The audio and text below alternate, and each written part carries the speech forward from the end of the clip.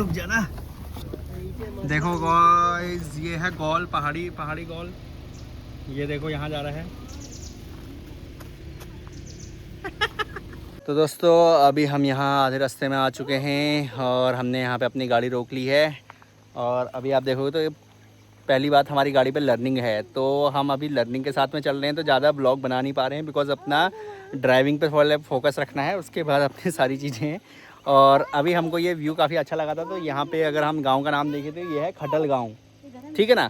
ये खटल गांव है, ये 200 मीटर की दूरी पे अंदर को ये गांव पड़ जाएगा। तो यहाँ पे इसलिए रुका था क्योंकि यहाँ पे जो व्यू मिल रहा था ना, काफ़ी अच्छा व्यू मिल रहा था। और ये है वो अच्छा व्यू, ये देखो, ये जो यहाँ का फॉरेस्ट वाला इलाका है और जो यहाँ पे वो ग्रास है, ग्रीन वाली जो ग्रास है, अगर आप देखोगे वो पूरा किसी जैसे फुटबॉल का ग्राउंड होता है ना, उसमें जो ग्रास होती है एकदम परफेक्ट लेवल पे जो कटी हुई होती है, कुछ उस तरह का है। और नीचे जो है वो नदी है। अभी नदी में पानी का लेवल कम होने के कारण अभी वो थोड़ा कम दिख रही है। अदरवाइज़ ये पूरा जितना भी ये खाली वाला हिस्सा दिख रहा है वो पूरा आपकी नदी बहती है जब भी आपका नदी वाला सीज़न उसका होता है, क्योंकि गर्मियों में अमूमन वो जो फ्लो होता है वो कम हो जाता है और नदी में पानी कम हो जाता है। तो काफ़ी अच्छा व्यू मिलेगा वहाँ से भी, बट वहाँ पे जाने का रास्ता जो था वो बीच से था नहीं। तो वो अगली बार कभी हमारा आना होगा तो फिर गांव के अंदर से जा कर के वो चीज़ें हम कैप्चर कर सकते हैं। तो अभी यहाँ पे थोड़ा 2-4 मिनट का हम रेस्ट ले करके फिर आगे यहाँ से आपकी जर्नी शुरू करेंगे।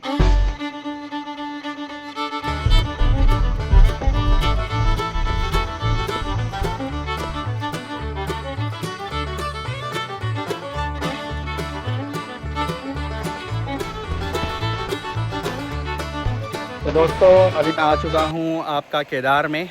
ये है हमारा मासी चौखटिया वाले रोड पे जो आपका केदार पड़ता है वो मंदिर है। तो यहाँ पे आपको जाना पड़ता है इस तरीके से केदार में। ये इस तरह से पुल वगैरह लगे, पोल वगैरह बिछा रखे हैं और पुलिया बना रखी है। ये पुलिया क्रॉस करने के बाद हम जाएंगे उस मंदिर में जो यहाँ का प्राचीन मंदिर है केदार का। तो आइए चलते हैं उस मंदिर में। हम चल रहे हैं और आपको दिखाता हूँ बैक कैमरे से। ये है कुछ इस तरह का नज़ारा कैमरे का। तो कभी भी आप अगर आइए तो थोड़ा सतर्क होकर के रहिए, बिकॉज़ यहाँ पे क्या है, पुलिया पे आपको बैलेंस सही से बनाना पड़ेगा, अदरवाइज़ यहाँ पे दिक्कत हो सकती है। बट बाकी अगर देखेंगे तो ये अपना सेफ्टी इन्होंने रखी हुई है, तो उसके अकॉर्डिंग मैं जैसे चल करके जा रहा हूँ तो ईज़िली पार हो गया, क्रॉस हो गया, कोई इशू नहीं है। अब जैसे ये है, यहाँ पर बीच में क्या है, थोड़ा सा गैप है, तो हो सकता है जो नदी से या पानी से डरता है उसको डर लगे, बट ईज़िली यहाँ से चल के जा सकता है। और ये आपका कुछ इस तरह से ये लुक निकल के आता है। काफ़ी खूबसूरत नज़ारे हैं यहाँ के। और ये देखो, यहाँ पे भी हम इस तरीके से चल कर के जा रहे हैं और यहाँ पे भी जा रहे हैं। कभी हम इस जगह पे केदार का कौतिक लगता था, तो कभी हम कौतिक में आया करते थे। तो ये केदार का वो मंदिर है जहाँ पे कभी कौतिक भी लगा करता था। अब कौतिक वगैरह यहाँ पे बंद हो गया है। जब हम स्कूल में पढ़ते थे, छोटे बच्चे थे, तब यहाँ पे कौतिक वगैरह लगता था, मेले लगते थे। तो उस मेले में हम आते थे, केदार के कौतिक मेले में। और भाई अभी वहाँ से आ रहा है, वो भी अपना वीडियो वगैरह बना रहा है। तो इस तरह का पुल है, मेन रोड, आप यहाँ मेन रोड से आ सकते हैं। और वहाँ देखो हमने अपनी गाड़ी खड़ी करी है, तो मैं इसमें जूम तो होगा नहीं, इस तरह से आपको आना है। आप भी दर्शन के लिए आ सकते हैं यहाँ पे।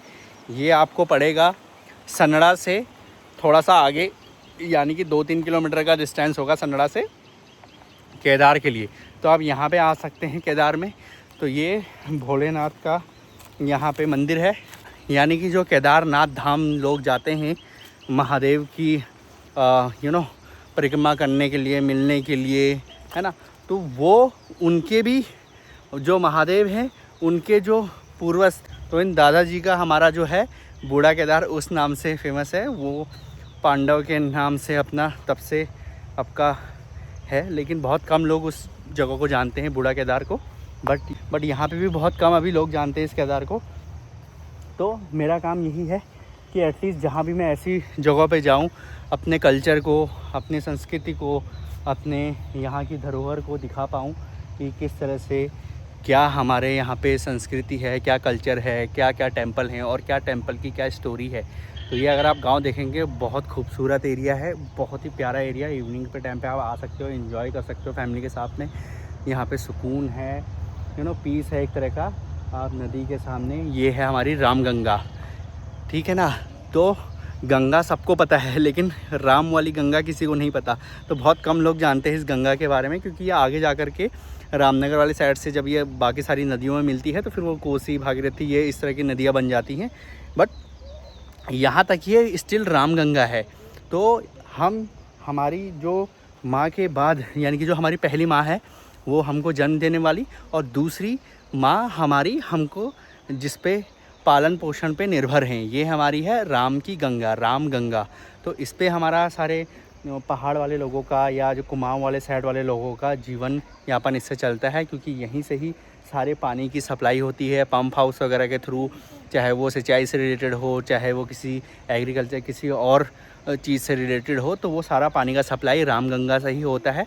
तो रामगंगा का एक अहम रोल है अपने कुमाऊँ को फलीफूद करने में, इसको आगे बढ़ाने में, क्योंकि बिना गंगा के, बिना पानी के हम आगे नहीं बढ़ पाएंगे। तो ये चीज़ हमारी प्रॉब्लम रहती है। तो इस वजह से हम इस पावन धर्म का और पावन रामगंगा का हमेशा मान रखते हैं, सम्मान रखते हैं कि ये हमारे एज अ सेकेंडरी माँ की तरह हमारी लाइफ में आई है, जीवनदायिनी है हमारे लिए।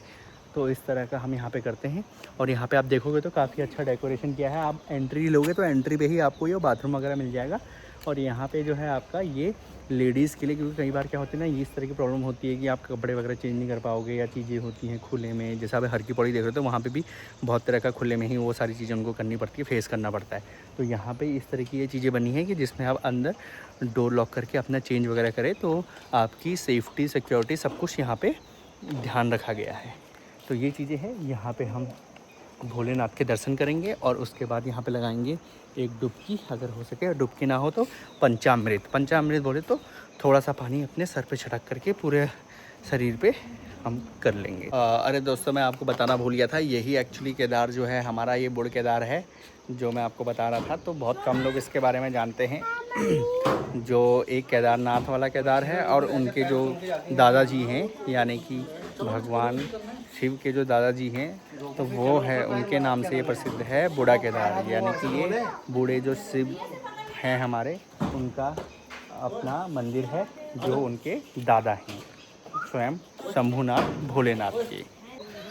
तो दोस्तों, काफ़ी टाइम के बाद एक्चुअली गांव में आना हो रहा है, और छुट्टियां जो हैं लिमिटेड हैं, तो इस चक्कर में भी जल्दी निकलना है। तो टाइम से हम जो है अपना, पहले हमने देघाट वाले मंदिर में अपने दर्शन किए थे माता के, उसके बाद हम यहाँ पे बूढ़ा केदार में आ गए थे एक्चुअली। तो मैं भी कंफ्यूज हो गया था कि ये केदार कोई और है, बूढ़ा केदार कोई और है, बट यही वो केदार है जो बूढ़ा केदार के नाम से फेमस है। तो अब यहाँ पे एक्चुअली ये मंदिर बंद था, तो अंदर जब बंद था तो कोई दर्शन वगैरह हो नहीं पा रहे थे, तो फिर मैंने वहाँ पर वीडियो वगैरह नहीं बनाया। तो अब हम यहीं से मतलब अपना थोड़ा मछलियों को दाना वगैरह डाल करके और थोड़ा इन्जॉय करके बाहर से वीडियो बना लिया है।